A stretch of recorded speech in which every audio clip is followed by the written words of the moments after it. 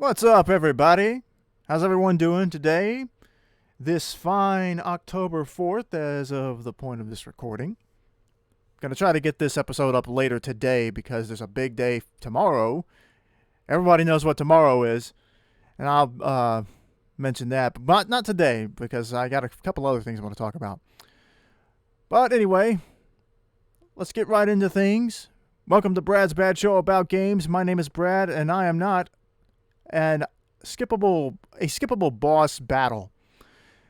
And we'll talk about that later, a little bit later, because I have an interesting take on this. But anyway, first things first. Not really much to talk about Fortnite. I like to start off with Fortnite stuff. Only things I could mention is, Fortnitemares should be right around the corner.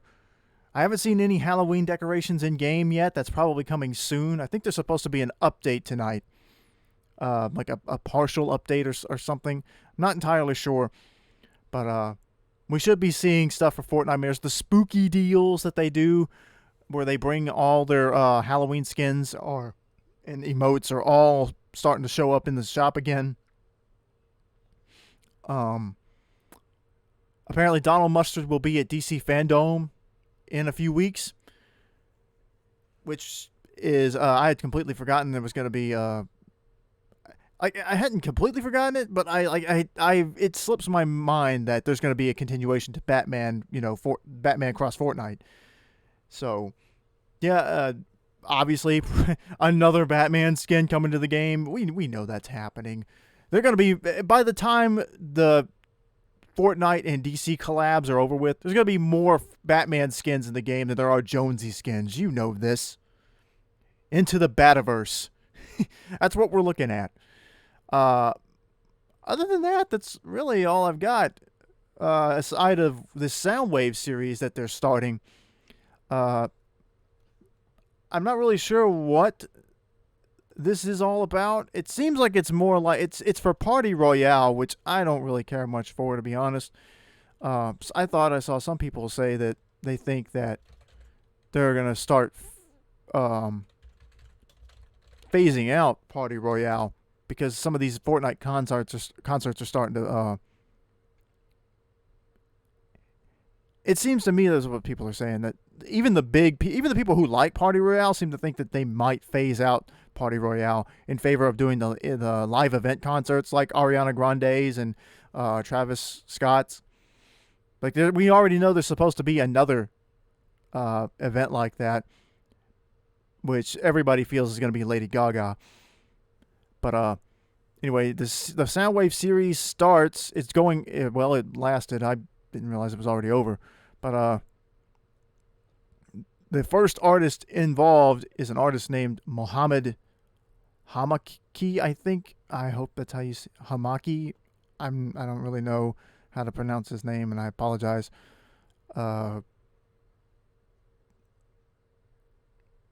Anyway, he was the first artist. When I was jumping into a game the other day, and something I hadn't noticed before, but apparently for this event, while I was playing in Battle Royale, a small version of the concert was placed over the part of the screen where it shows you like the kill feed, like, wherever it shows you who's been eliminated and how they were eliminated.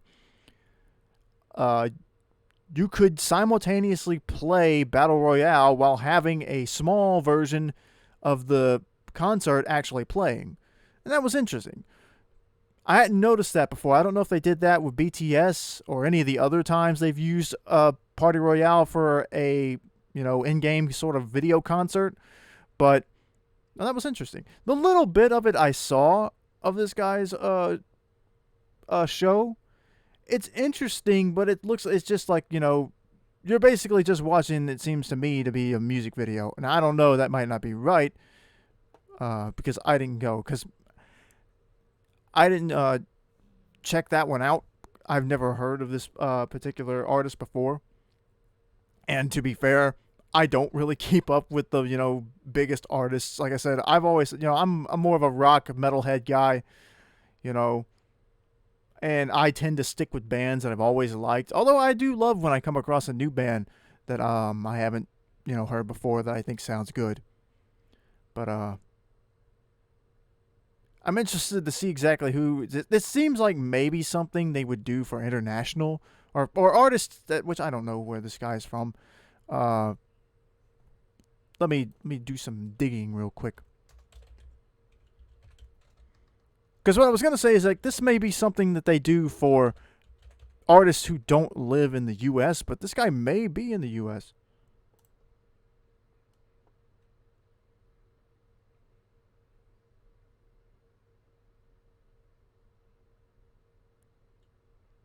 An Egyptian singer. Okay.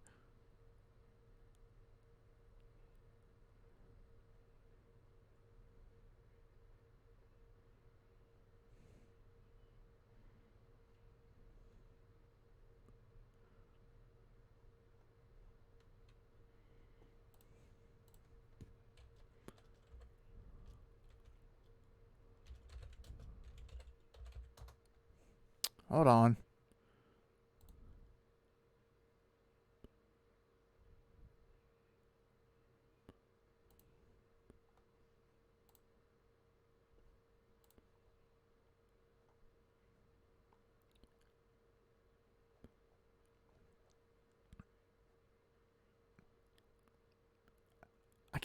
I don't really see anything that suggests that where this guy lives or where he's. I mean, Egyptian artist, but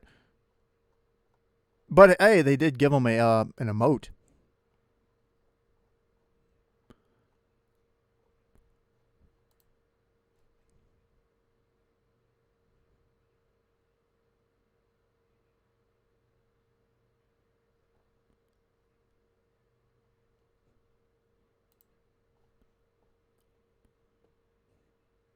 Maybe it's just that like maybe this is just like an alternative for people who don't want to do the big uh maybe he's one of these that's like, doesn't feel comfortable having his likeness made into a playable skin. That might be something, and it's a way for people to get involved in other ways besides just the live concerts or the live events, my bad. So maybe he just preferred this. Maybe he could have got the live event if he really wanted to. So, but anyway, that's all I really got for Fortnite talk because there's not really a lot happening right now. The season's kind of dragging a little bit. Like I like the story stuff, but it just the game itself, like the cubes rolling around is it's not really that eventful. Like it's interesting what they're doing, but until they actually finish doing what they're doing, I haven't seen any of the cubes move in game. And I know you could track that. And I know there's some place online you can go look and it tells you when certain cubes are going to move. So, I'd like to see that at least once this season and catch it on, and record it, but maybe I will, maybe I won't. It's not a big deal if I don't though. But anyway, moving along to a game I've started recently. It's kind of a dumb game, but I thought it might be a chance to get some a little bit of extra views on my channel. A mobile gacha game called Girl Cafe Gun, and it's not bad. I mean, I like the way the characters are designed, but I feel like this is probably like I jumped into this because it's newish. I think it's only been around a few months. And pardon me while I open this drink. But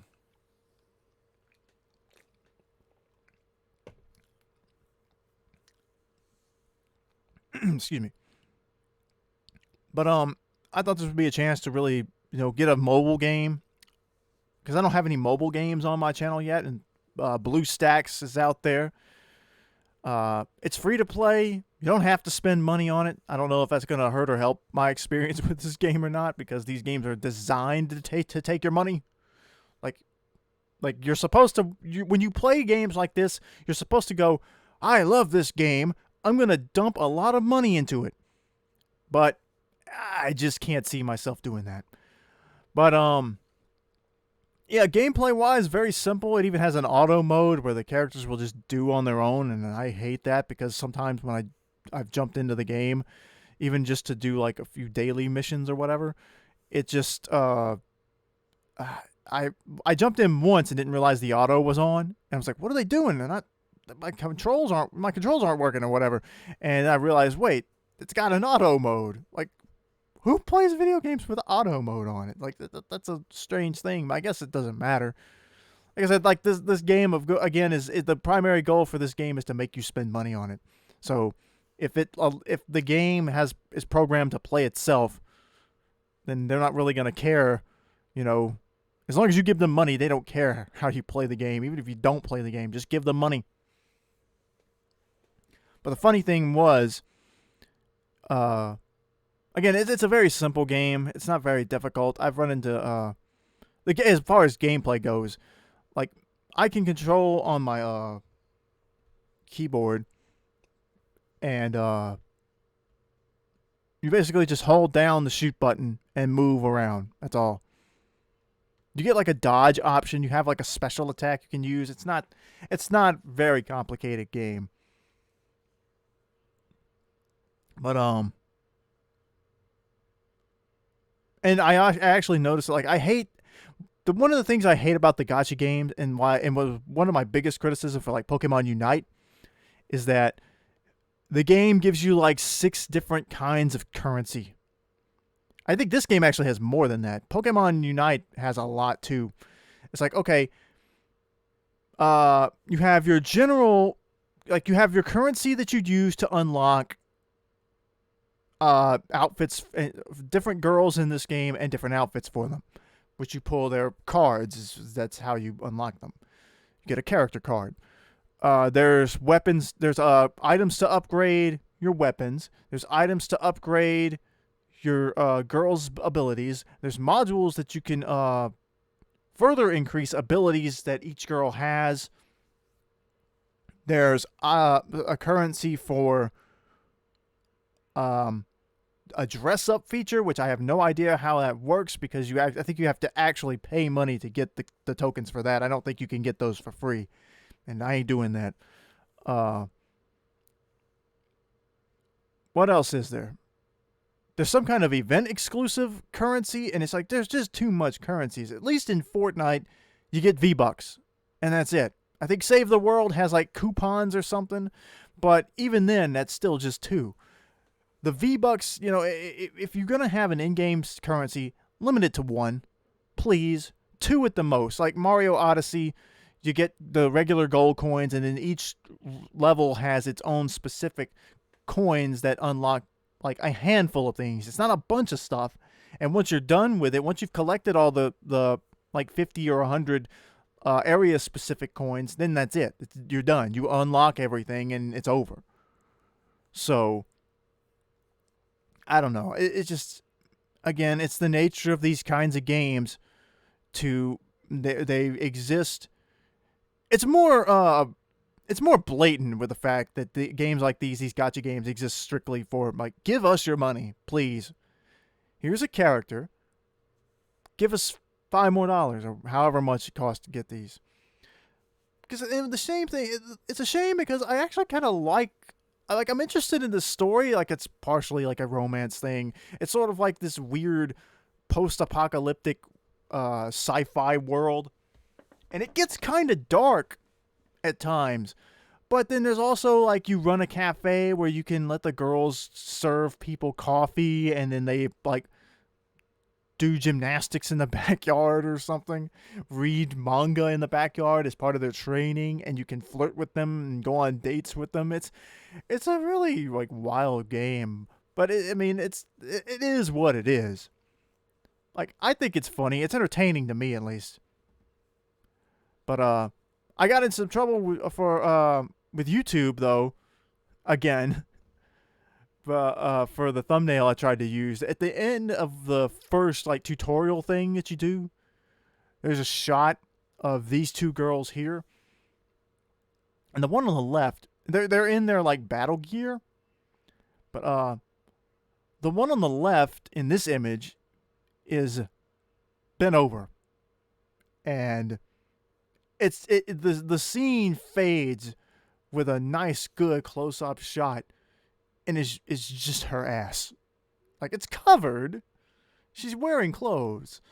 But I was going to use that as the thumbnail of the video because I'm like, yeah, this kind of sums up what this game really is.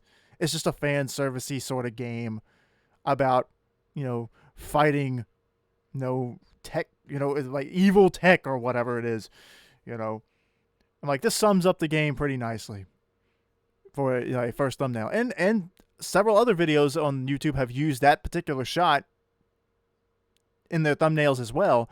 And some of those have been up for months and have thousands of views. And I was like, okay, I'll just use this one. This will be cool.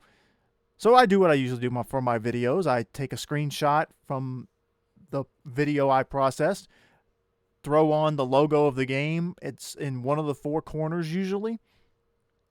Uploaded it. YouTube kept deleting my thumbnail, telling me, we think that this violates our policy on sex and nudity. And I kept trying to just upload it. I tried to set it to 18 plus because I'd already had one video from SNK Heroines get flagged for 18 plus, which is still weird to me. It's a teen rated game, but YouTube has determined that the ESRB was wrong in their assessment, I guess. But I tried it like 3 or 4 times to just upload it. Tried to make it 18 plus.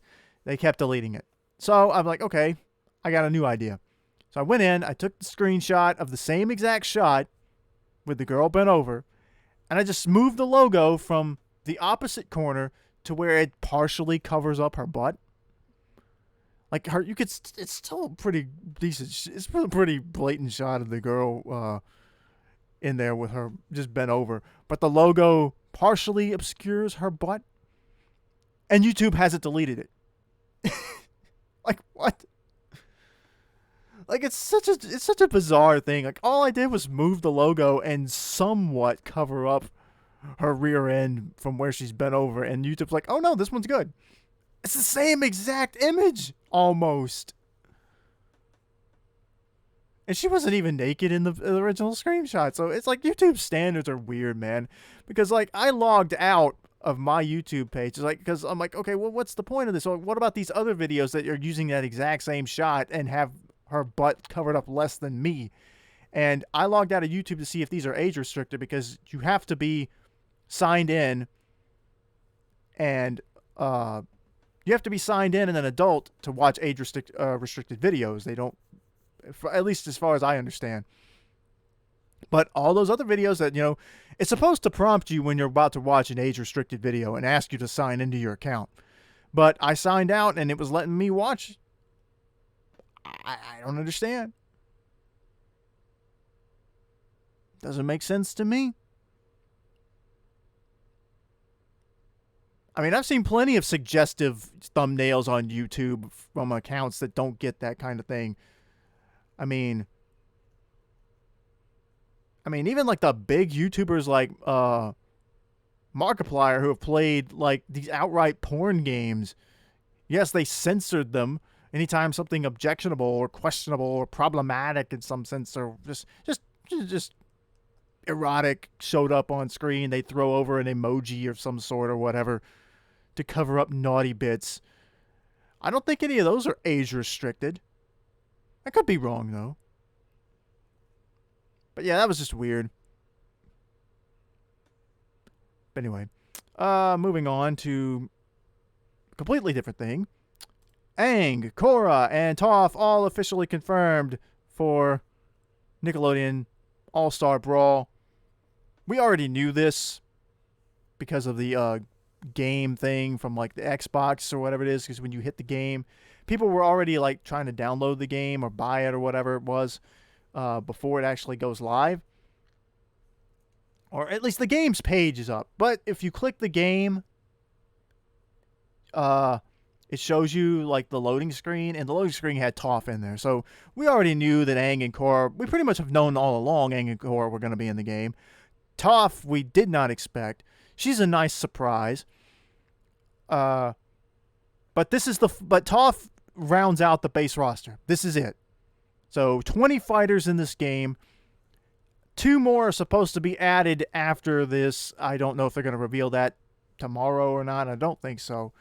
But we already know there's supposed to be 2 more fighters confirmed for sure. And then they've already said there will be future DLC characters. How many? I don't know. I'd like to see this game, at the very least, make it to 30 fighters. Because they've had a lot of hype. I think that there's a very good window of opportunity here to just continuously add characters to this game. Like, it's a low-budget game already. If they can get a higher budget to add more characters, just keep adding characters. Like, as long as the game is fun, that should be all that matters. Now, I have to say that, like, looking at this game and then looking at Smash Brothers, you could tell that there's a very big budget difference. Like Aang and Korra and all the characters look like on the slightly cheaper side. Now that doesn't necessarily mean that the game won't be fun, but you can tell that this is a game that was being made on a very small or a significantly smaller budget than you would, than Smash, obviously. But they seem to be open to the idea of improving a lot of things. I don't know if they're going to improve character models, because Aang's taunt is his little ball trick that he does early on that became like a meme, where like one of the early episodes where they're like the crowd gathers and they're like, oh my god, it's the Avatar, and he's like, I am the Avatar and I can do this, and he's this little ball trick where he makes the air spin and just makes a ball go in a circle, and then it leads to that one guy like absolutely losing his mind and foaming at the mouth and passing out. This is kind of an iconic moment. But that's his taunt in this game, and because it's a 3D model, they recreated that scene. They recreated his face perfectly. But because it's a 3D model and not 2D, it looks like hideous. Like, I get it's supposed to be hideous looking, but the 3D aspect of it just, it's kind of disturbing to look at. But I do like the funny taunt, though. It's funny. Korra actually looks pretty good. I haven't seen enough. Toph looks good too, I think. Like, it's just the thing. It's just, there's going to be issues with it because they didn't have, this was a lower budget game. But I'm still very excited for this. This comes out tomorrow, and bringing up tomorrow, of course, being another day for another platform fighter. But yeah, overall, I think that this is, with the base roster we have, I think this is a decent roster. I still think that, like, there's plenty of room for more characters, and that will bring people into the game. Like, I still don't think that, like, if they can't at least surpass Melee's complete roster with the amount of hype they've gotten out of this in 2021, then I just don't know. Like, but at the very least, I hope the game, if they can't get to that higher roster in this game, then maybe the next installment for this game will. And maybe they'll have a bigger budget. They can make the character models look a little bit better. Not that anything looks awful. I don't think the game looks awful. It's just you can tell that they couldn't go probably as far as they wish they could. But anyway, again, I'm excited to play this. I hope it's as fun as it looks, because it does look kind of chaotic. I still say that the gameplay looks very fast. So it might be like playing, how like in Street Fighter, Super Street Fighter 2 or Street Fighter 2 Hyper Fighting, or which I don't know. Maybe some games, maybe all these games have this, but you can like turn like the speed of the game up. Like, I mostly remember this from playing Street Fighter 2 on the Super NES, but like you could turn up the turbo to make the game play faster, or you could slow it down if you wanted to. But it seems to me like this is like Smash with the turbo turned on a little bit. But anyway, should be a fun game to play. Now, this is the real big thing I wanted to talk about, and that is a discussion that's going around on Twitter right now, because I can't get into either of the extremes on the side. It's the idea, somebody tweeted out on Twitter, I won't call them out because I don't think, like, I don't want to call out somebody I think is like a jerk, or I would only call out somebody by name if they were like massively like super big popular or whatever, or if they were just an outright jerk or just seemed like they were just being a jerk on purpose. But anyway, I don't want to call anybody out like that. But the discussion is going around that somebody tweeted that every boss battle in every video game should be skippable.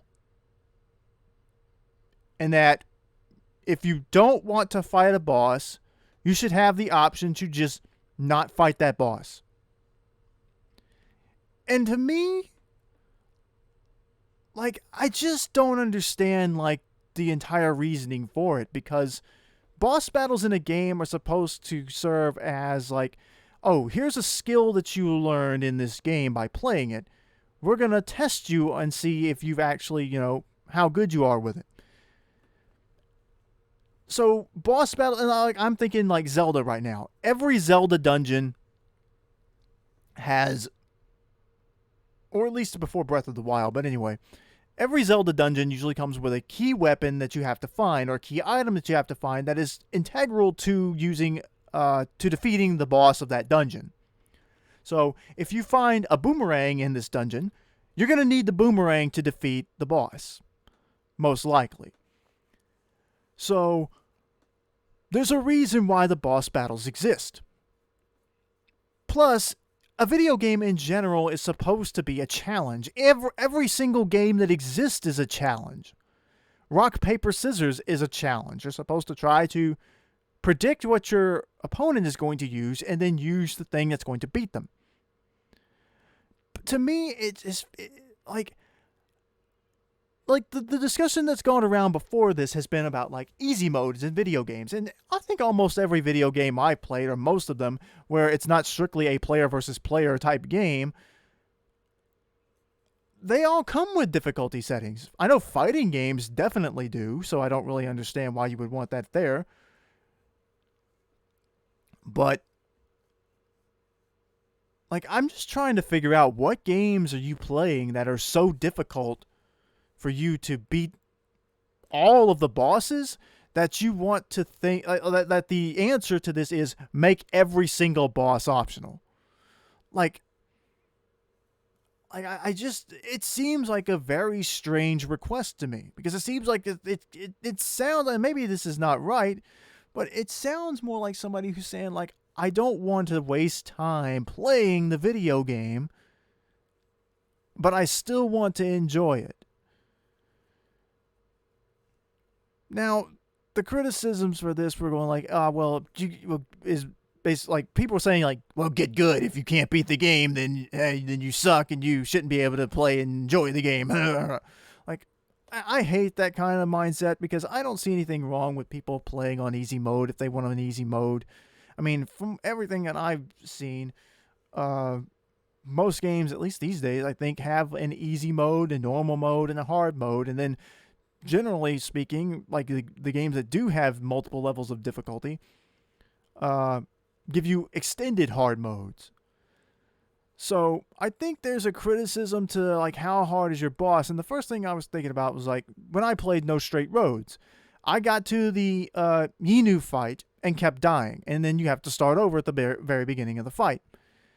And I got frustrated with it. Then at some point between the time I had stopped, I'd put it down to play another game or whatever, and when I came back to it, it had updated, and it started giving you the option to just continue on from the point that you died, instead of having to restart at the beginning of the level again. I was like, okay, I like this. I otherwise probably wouldn't have beaten the game. I probably would have given up, or at the very least to put it away for a little while before coming back to it. But I think like there's a criticism, like at some point you have to realize that if a boss battle is too hard, then that could be a criticism too. Maybe that is valid. But I don't know. It just seems like the idea of like make every single boss battle skippable, it just sounds like a not good idea. And I just Like I think that there should be mechanisms in games that make them easier to play, like save points. Like most games these days, you can save at any particular point, and save points have been a thing for a while now. But like it just feels like you're asking to play the game without playing the game. Like I don't want to have to play this game. Or like the very few challenges actually put in these games, yeah, I want to skip them so I can still enjoy the story. I'm like, it just feels like a strange thing to ask for.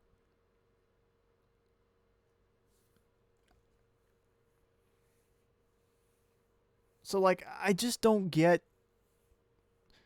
Like I saw people bring up like, what was it? Dynamic difficulty, like Smash Brothers. In Ultimate, if you play Smash, if you and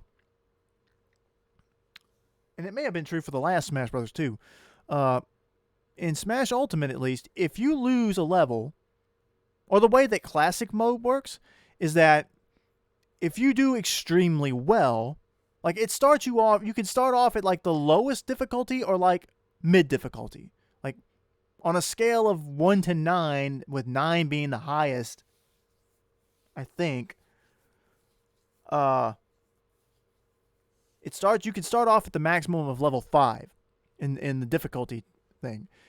If you perform very well, it will up your difficulty. If you beat the level, it ups your difficulty. And depending on how well you do, if you do very well, if you win the game very quickly, if you defeat your opponent very quickly, it will give you a big boost in difficulty. If you do poorly, it gives you only a slight boost in difficulty. If you lose, it bumps you down a difficulty. See, like that to me sounds like a better option for like an in-game way to make the game more accessible and fun, and it's built into the game already. Not as a let me skip this boss battle, but hey, let's make the boss a little bit less difficult. Because I feel like you're playing a game to challenge yourself. Like yes, games are art and they're storytelling things and everything like that, but like those kinds of games already exist though, where they primarily are just moving. They're practically animated movies that you have semi-control over. But I just can't get behind the idea of making every single boss fight skippable. Because one, that's not going to work in all games. And I don't know. It just, like I said, I think there's just better solutions to this. Like we already have save points that make playing games easier. If you get stuck, instead of going back to, the very beginning of the game like games used to be, you can just start back where you last saved. I mean, that's what Pokemon people do or used to do before the Pokemon would regenerate after a day or after beating the Elite Four. Used to, back in the day, the Game Boy games, if you knocked out Mewtwo, and you hadn't saved beforehand, you were screwed. So, it's just, like I said, I think there are better ways to solve this. Like, you don't have to be like, get good, or I don't want to have to fight this boss. I think that there's, like, because it also goes back to, like, the discussion over, like, Boyfriend Dungeon, and people are being like, I don't want to have to deal with this stalker character, which this is a little different because it's about, like, potentially upsetting content, but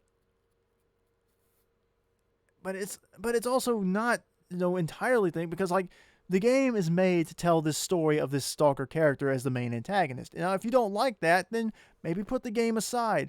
If like it just seems more and more like people are going like, make this thing specifically for me. Because the original argument in the thread from this person was like, I don't have time to grind out games, and I don't want to spend time fighting the same boss over and over again. And again, like, I think that it's fair to say, like, hey, maybe certain bosses are too hard, and maybe they should be fixed a little bit to where they're not as difficult as they ended up being originally. That's why like fighting games, they tweak character stats and stuff uh for updates is to make the games more fair, or at least feel like one character isn't like, vastly more uh valuable to use than somebody else. But again, that's like I said, I just think that overall there's a better solution to this than telling people either don't play this game at all, or the other option of let me skip any part of the game I don't want to do. Because like I said, to me it sounds like as somebody who has played video games my whole life, I like playing the games. I like experiencing the story, and I like seeing the visuals and listening to the music and all that stuff. But at the same time, I play the games because I like to play the games, And it just seems like make boss battles skippable is like it sounds like something somebody who doesn't like playing video games would say, even though this individual says that they love games, that they love playing different boss battles. But I just it just seems like something where the answer either already exists or it could be improved on. Like this is something that like it just I don't know, man. It just sometimes it just seems like it's like if you are asking like, okay, can we have easy mode in video games for people who don't want to be challenged but still want to have fun while they play? And like, okay, yeah, that makes sense. Like make an easy mode. Like I think a lot of games already have easy mode in their stuff. But like I said, and then if you want to unlock higher difficulties, then okay, there you go. Or hey, like I said, I think every single game should have a easy, normal, and hard mode. That if you want to start on the normal difficulty, like that, the default difficulty should be normal. Then if you just like, not so sure about this, and somebody brought up the idea of being able to change the difficulty at any time in a game, I'm like, okay, yeah, that makes sense too. Like I'm fine with people finding ways that make playing games easier. I saw a different thread where somebody was talking about this, where they brought up cheat codes and stuff. Like people used to do that. Yeah, people used to have fun with cheat codes. Like you didn't have to play games like that. Or glitches and for like speed running and stuff. Like Mario Brothers, the original Mario Brothers, there was the warp zones, the whistle from Mario Brothers 3 that lets you skip entire worlds. Like but at some like there but the thing with like the warp whistle is like, yeah, you can skip a big chunk of the map, and those are sort of like supposed to be like secret, those are supposed to be like secret items, but you can't skip the final boss with the final boss fight. I get that like there are ways you can get around certain things and like glitches and stuff, and how to skip things and like for speed running and all that stuff. I've seen some pretty crazy stuff in speed runs before. But those are specific things. Like you're talking about like just being able to skip out on a core part of the appeal of the game, and it just I don't know. I don't know, man. It just seems like I said, like I don't have a problem with games being made easier because people want to enjoy them more casually, but I just let me skip all the boss fights just does not sound like I just can't get behind that. Maybe I'm being unreasonable. I don't know, man. Because to me, when I play Mario, I can't imagine not wanting to at some point confront Bowser. Like, like, like to me, when I see that that kind of thing, it's like, or like any other game, like the Bowser fights in Mario games are usually not that hard. Let's just be honest. And I assume that this person is talking about much more difficult games with much more complex battle things. But again, like but the thought of every game which should implies like this should be mandated, this should be a normal thing, this is something that everyone should be required to do. It just all boss battles optional. no forced boss battles. And just I don't understand why you'd even want to play games. And like it just sounds to me like somebody who doesn't like to play games. Like I said, it's not that I'm accusing this person of not being a gamer or not liking video games. It just, that's what that sounds like to me when I hear that. And like I said, maybe I'm wrong. I don't know. But I think that there are better ways to handle difficult boss battles in games. And if a boss battle is truly just unbeatable, then I don't know, man. Like, but I also wonder how popular that sort of take would be. If you gathered up like 1,000 gamers and said, should every boss battle in video games be optional? Should you not have to fight a boss if you don't want to in every single game? Would that actually be a popular thing? Because the thing is that the opposing argument of like, you don't have to skip the boss battles if you don't want to. I'm like, yeah, that's a weird, but again, that's the unbeatable response, because it brings back to like it's a choice you make, but at the same time, like, you gotta acknowledge that it's a somewhat weird request. Like, it just seems weird.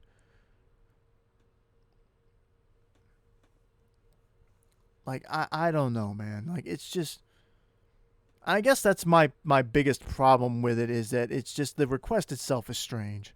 Like, wanting to make games easier so more people can play them, I don't think there's anything wrong with that. But at the same time, I don't really think that, like, make the core challenge thing the thing that serves as a means to really challenge you in the game. Like, no, there should just be no challenges in games. Every game should just be an open sandbox where you just go enjoy the worlds. And I just don't get it, because maybe it's because I, like, most of the games I play is like I said, Mario, like the usual gameplay, like you do the same stuff in the boss battles that you do in the game. Like, that's I guess why I don't really understand it, at least from what most of the games that I play. I mean, you fight Mario, you fight Bowser, you pretty much just do the stuff that you're already doing in the game, so I don't really understand the point, other than, like, I don't want to have a roadblock that tells me I can't, I don't want to have to wait, like, I don't want to have to beat Bowser to get, like, I don't want to have to beat World 1-4 Bowser in his castle to get to World 2-1. I shouldn't have to do that. And it just, I don't know. I feel like it's just a strange request. But I'm ranting over and over now, and I'm just repeating myself. So I'm going to go ahead and get on out of here. Tomorrow, Smash Brothers final reveal. Mr. Sakurai presents. Who will it be? I'm going to try to do a live reaction to it tomorrow. I'm not sure how that's going to look. Probably going to just be a live reaction, bad show sort of thing. I may just not even do it with, like, the bad show thing. But I'll try to figure out some way to make it look decent and special, because this is the last Smash Ultimate reveal. But anyway, we'll talk about it later. And we'll see who the final character is for this humongous game. Everybody's talking about it. Nick All-Star Brawl also comes out tomorrow. So as one platform fighter ends, another begins. Excuse me. So anyway, thanks for watching. Hope you enjoyed it. Like and subscribe. You'll check out my videos. And we'll see you tomorrow for the final Smash reveal. Later.